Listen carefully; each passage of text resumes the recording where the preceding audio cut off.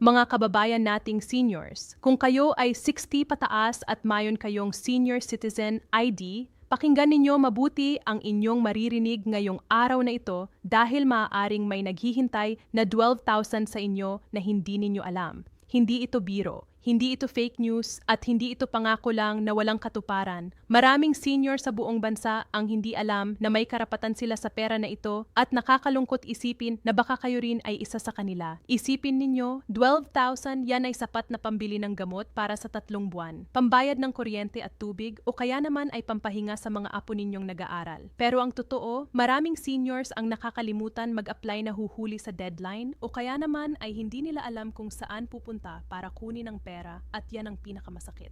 May pera na nakalaan para sa inyo, pero dahil sa kawalan ng impormasyon, hindi ninyo natatanggap. Kaya ngayong araw na ito, uupo tayo ng mahabang usapan. Parang magkakapit-bahay lang tayo na nag-uusap sa tindahan or sa hapagkainan. At ituturo ko sa inyo kung paano makukuha yung 12,000 na yan. Sino ang qualified, ano ang mga kailangan, at ano ang mga dapat ninyong iwasan para hindi kayo maubusan ng slot o mahuli sa pila. Alam ko, marami sa atin ay pagod na sa mga balitang puro pangako lang. Pero tandaan ninyo, ito ay opisyal na programa ng gobyerno at mayroon ng mga seniors na nakatanggap na nito sa iba't ibang munisipyo at lungsod sa buong Pilipinas. Kaya kung kayo ay naniniwala na masyado ng matanda para makakuha ng tulong o kaya naman ay nahihiya kayong lumapit sa opisina dahil baka sabihing abala kayo, huwag kayong mag-alangan. Ito ay karapatan ninyo bilang senior citizen at ito ay pera na galing sa buwis na binayaran ninyo rin noong kayo ay nagtatrabaho pa. Hindi ito awa, hindi ito limos. Ito ay benepisyo na para sa inyo. Kaya makinig kayo ng mabuti dahil sa loob ng susunod na ilang minuto, ipapakita ko sa inyo ang tamang proseso. Ang mga dapat ninyong dalhin at ang mga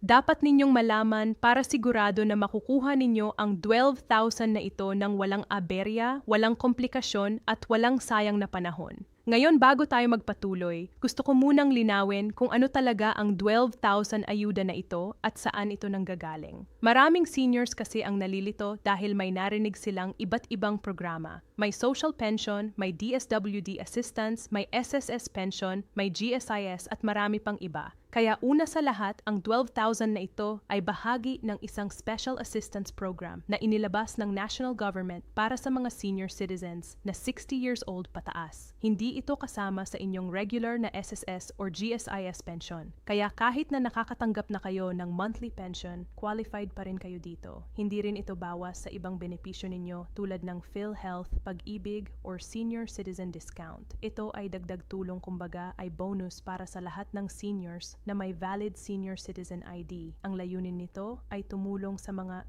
seniors na nahihirapan sa pagtaas ng presyo ng bilihin, gamot at iba pangailangan lalo na ngayong panahon na talagang mabigat ang buhay. Dunk 12,000 na ito ay mahindi ibibigay ng sabay-sabay sa isang pagkakataon. Ang ibig sabihin, hindi kayo bibigyan ng isang sobre na may lamang sa isang araw. Ang totoo, ito ay ibibigay sa dalawang pamamaraan depende sa inyong lokalidad. May mga lugar na nagbibigay ng 3,000 bawat kwarter. Ibig sabihin, 3 buwan may 3,000 kayong matatanggap. Kaya sa loob ng isang taon, 4 na beses kayong makakakuha. At kung itotal ninyo niyan, 12,000 na nga. May iba namang lugar na nagbibigay ng 6,000 kada kalahati ng taon, kaya 2 beses sa isang taon at umabot din ng 12,000. Kaya mahalaga na tanungin ninyo sa inyong barangay o sa inyong local government unit kung ano ang schedule ng release ng pondo sa inyong lugar para hindi kayo magulat kung bakit hindi kayo binigyan ng 12,000 ng sabay-sabay. Ngayon, sino ba talaga ang qualified sa 12,000 ayuda?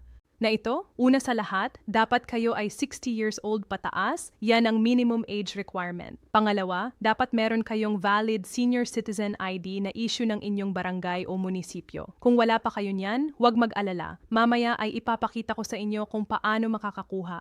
Pangatlo, dapat kayo ay nakatira or registered sa barangay o munisipyo kung saan kayo nag-apply ng senior citizen ID. Hindi pwedeng mag-apply kayo sa ibang lugar kung hindi naman kayo nakatira doon. At pang-apat, dapat kayong hindi tumatanggap ng regular social pension mula sa DSWD dahil may iba pang programa para doon. Pero kung kayo ay tumatanggap ng SSS pension, GSIS pension, or pribadong pension mula sa dating employer ninyo, walang problema. qualified pa rin kayo. Kaya huwag kayong mag-alala kung meron na kayong ibang income dahil ang 12,000 na ito ay para sa lahat ng seniors na may ID. Walang masyadong komplikadong requirements. Ang mga dokumento na kailangan ninyo ay napakasimple lang.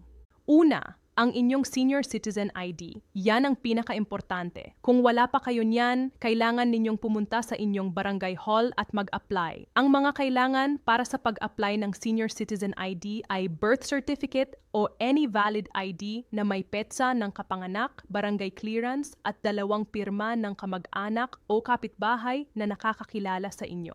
Pangalawa, dalhin ninyo ang inyong barangay clearance o barangay certificate of residency para mapatunayan na talagang nakatira kayo sa lugar na yan. Pangatlo, kung kayo ay tumatanggap ng SSS or GSIS pension, magdala rin kayo ng kopya ng inyong pension booklet or certification mula sa SSS or GSIS para makita nila na kayo ay hindi tumatanggap ng social pension mula sa DSWD. At pang-apat, magdala kayo ng valid ID kahit driver's license, PhilHealth ID, postal ID o kahit ano pang government-issued ID na may litrato ninyo. Yan lang naman ang kailangan ninyo. Hindi komplikado, hindi mahirap, basta kumpleto lang ang mga papel. Ngayon, saan kayo pupunta para mag-apply o mag-claim ng 12,000 na ito? Ang una ninyong pupuntahan ay ang inyong barangay hall. Doon ninyo tatanungin ang barangay captain o ang mga staff kung ano ang proseso sa inyong lugar. May mga barangay kasi na direktang namamahagi na ng pondo. May iba naman na kailangan pang mag-fill up ng application form. Kaya mahalaga na magtanong kayo ng maaga para hindi kayo mahuli. Kung sinabi ng barangay na kailangan ninyong pumunta sa munisipyo or sa city hall, huwag kayong matakot. Pumunta lang kayo sa Office of Senior Citizens Affairs o kaya naman sa Social Welfare and Development Office ng inyong lungsod or munisipyo. Doon magpaparehistro kayo. Ipapakita ninyo ang inyong mga dokumento at bibigyan kayo ng schedule kung kailan kayo babalik para kunin ang pera. May mga lugar na cash payout. May iba namang direct deposit sa inyong ATM kung mayroon kayo. Kaya itanong ninyo rin kung kailangan ba ninyong magbukas ng savings account para mas mabilis at mas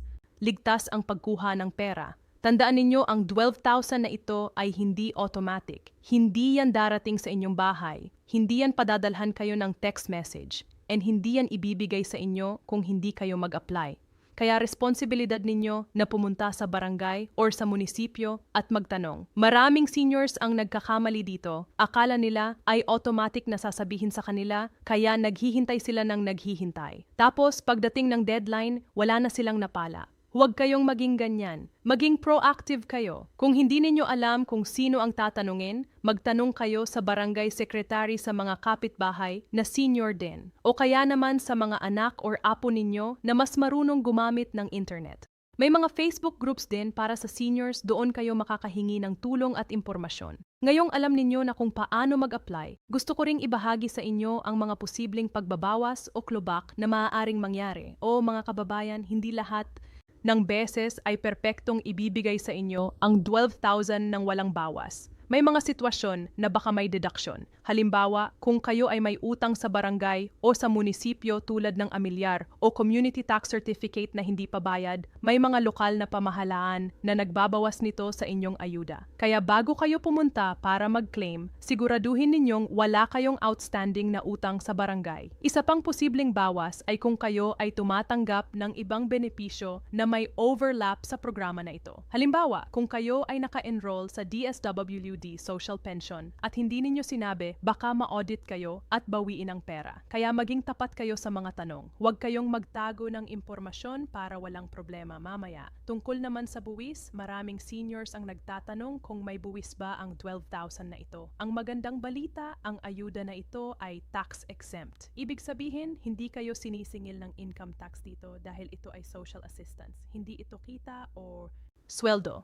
Kaya ang 12,000 na yan ay buo ninyong matatanggap. Walang kaltas sa BIR, walang withholding tax. Pero tanda, kung kayo ay may iba pang income na lumalampas sa threshold ng 250,000 kada taon at kayo ay nag-file ng income tax return, kailangan pa rin ninyong mag-declare ng lahat ng inyong income kahit na ang ayuda na ito ay tax exempt. Huwag ninyong isipin na dahil tax-exempt ang 12,000 ay hindi na kayo mag-file ng ITR. Mali yan. Ang ayuda ay hindi kasama sa taxable income, pero ang ibang kita ninyo ay kasama pa rin. Bukod sa 12,000, may iba pang mga benepisyo na madalas nakakalimutan ng mga seniors. Una, ang 20% discount sa lahat ng bilihin, gamot, hospital bills, transportasyon, at marami pang iba. Gamitin ninyo yan bawat araw, lalo na sa pagbili ng gamot sa Mercury Drug, Watsons, o kahit saan. Pangalawa, ang priority lane sa bangko, sa SSS, sa GSIS, sa ospital, at sa lahat ng government offices. Huwag kayong mahiya na sabihin na senior kayo dahil yan ay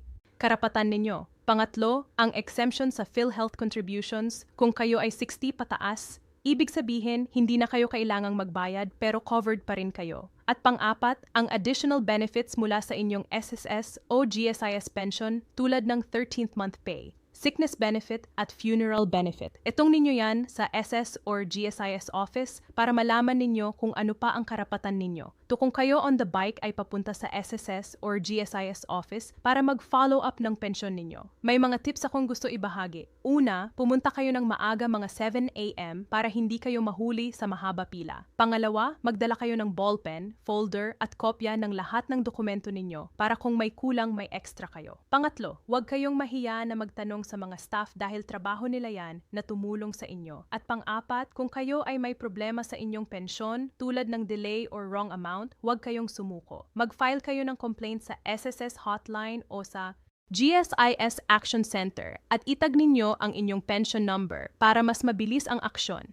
Para naman sa mga strategies sa pag-maximize ng inyong retirement income, tandaan ninyo na ang 12,000 ayuda na ito ay dagdag lang. Ang pangunahing income ninyo ay dapat mula sa inyong SSS o GSIS pension o kaya naman sa pribadong pension. Kung meron kayo, kung kayo ay may ipon pa, iwasan ninyong gastusin lahat ng sabay-sabay. Mag-budget kayo, magtabi para sa emergency, at kung kaya, mag-invest kayo sa cooperative or sa time deposit na may mataas na interest. Kung kayo ay may lupa o bahay na pwedeng paupahan, gawin ninyo yan para may extra income. At kung kayo ay malusog pa at kaya pa ninyong magtrabaho kahit part-time or home-based, huwag ninyong sayangin ang oportunidad. Maraming seniors na nagtuturo ng mananahi, nagluluto ng kakanin para ibenta, or nag-aalaga ng mga bata para maidagdag kita. Ang importante, huwag kayong tumigil sa pag-asa dahil habang buhay pa kayo, may paraan pa rin para kumita at mabuhay ng maayos na ngayon sa mga deadlines. Mahalaga na malaman ninyo kung kailan ang deadline ng pag-apply sa 12,000 ayuda na ito. Ang karamihan ng munisipyo at lungsod ay may deadline na hanggang Marso 30 para sa unang kwarter, Hunyo 30 para sa pangalawang kwarter, Setyembre 30 para sa pangatlong kwarter, and Disyembre 31 para sa pang-apat na kwarter. Pero tandaan, ang mga petsa na ito ay maaaring mag-iba depende sa inyong lugar. Kaya kinakailangan na magtanong kayo sa barangay o sa munisipyo ng mas maaga. Huwag kayong maghintay hanggang sa huling araw dahil maraming tao ang pumipila at baka hindi na kayo maabot ng pondo kung mahuli kayo. Ayan, para sa mga seniors na nahihirapang pumunta sa barangay o sa munisipyo dahil sa kalusugan o sa kalayuan ng lugar, maaari ninyong hilingin sa inyong anak,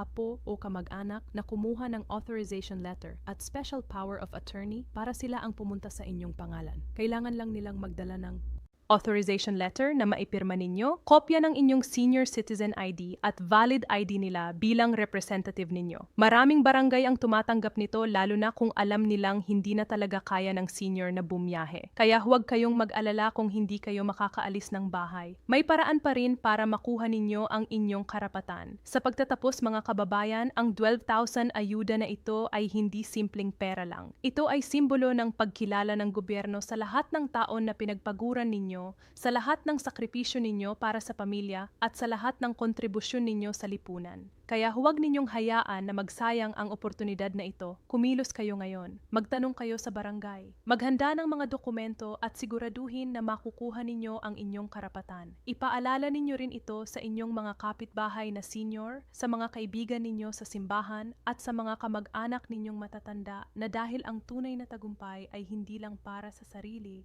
kundi para sa lahat ng nangangailangan. Maraming salamat sa inyong pakikinig at sana ay nakatulong ang impormasyon na ito. Ingat kayo palagi at pagpalain nawa kayo ng Diyos sa lahat ng inyong ginagawa. Hanggang sa muli.